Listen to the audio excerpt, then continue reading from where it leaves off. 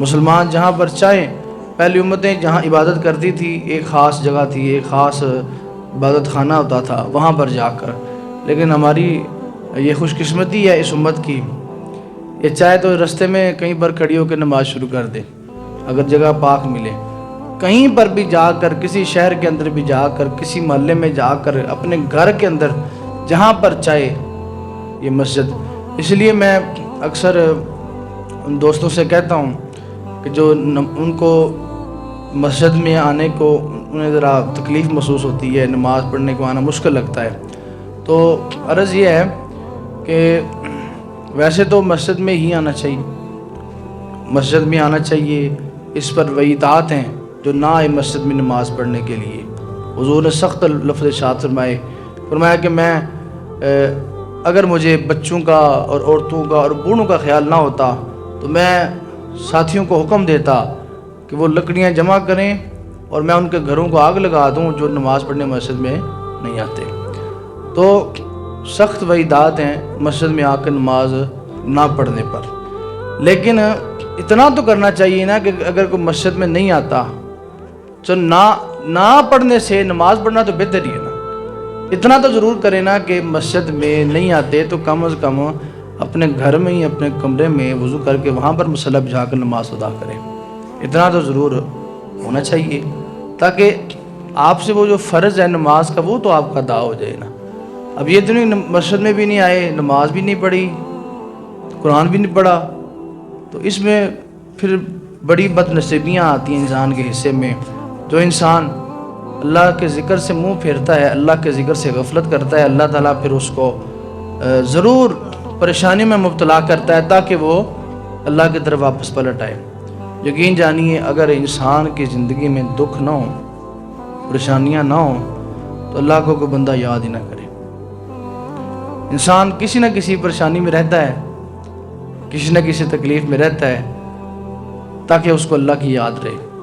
اس لیے تو کہتے ہیں کہ درد جو ہوتا ہے یہ اللہ کی یاد کے قریب کرتا ہے، اور خوشی جو ہوتی ہے، مسلسل خوشی جو ہوتی ہے، وہ کوئی ایک ہوگا لاکھوں میں کروڑوں میں ایک بندہ جس کو خوشی بھی ملتی رہے اور اللہ بھی یاد رہے، وگرنہ خوشی کی یہ خاصیت ہے، خوشی کا یہ خاصہ ہے کہ یہ جس کو ملتی ہے، زیادہ ملتی ہے تو اس کو اللہ کی یاد اتنا بھولتی جاتی ہے، اور غم کا یہ خاصہ ہے کہ جتنا انسان کو ملتا ہے اس کو اللہ کی یاد اتنی حاصل ہوتی ہے۔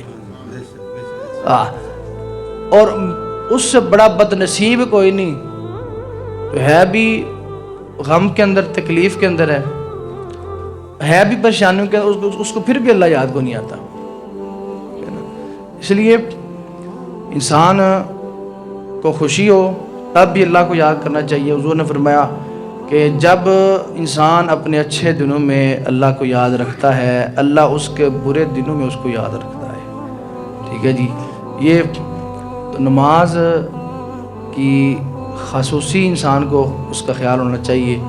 جس طرح نماز رمضان میں لوگ پڑھتے ہیں، الحمدللہ آتے ہیں، خوشی ہے اس بات کی، ہم نے کبھی نہیں کہا نہ کبھی سوچا ہے کہ سال بعد کوئی بندہ مسجد میں آنا شروع ہوتا ہے۔ ٹھیک ہے، آ گیا، اللہ کی بارگاہ ہے، اللہ کی مسجد ہے، اس میں ہمارا کیا ہے، اس کا گھر ہے، جو مرضی آئے جب آئے، کوئی کسی کو نہیں کہہ سکتا کہ تو سال بعد آ گئے ہیں، مہینے دا نمازی آ گیا، نہ، یہ اللہ اور اس کا معاملہ ہے۔ ہم نہیں ہوتے کہ ہم جو ہے وہ اس کو اس بات پر طنز کریں، اس بات پر باتیں بنائیں، لیکن یہ سوچنا ضرور چاہیے کہ اگر مسجد میں رمضان میں انسان آ سکتا ہے تو رمضان کے علاوہ کیوں نہیں آ سکتا؟ رمضان کے علاوہ تو زیادہ انسان کے پاس موقع ہوتے ہیں آنے کے لیے، تو اس کے علاوہ بھی مسجد میں ضرور آنا چاہیے۔ اس کی وجہ یہ ہوتی ہے، ایک مسجد کی جو آب و ہوا ہوتی ہے، اللہ نے اس میں ایک روحانی سکون رکھا ہوتا ہے، ٹھیک ہے جی، اس سے دلوں کو ایک اطمینان حاصل ہوتا ہے۔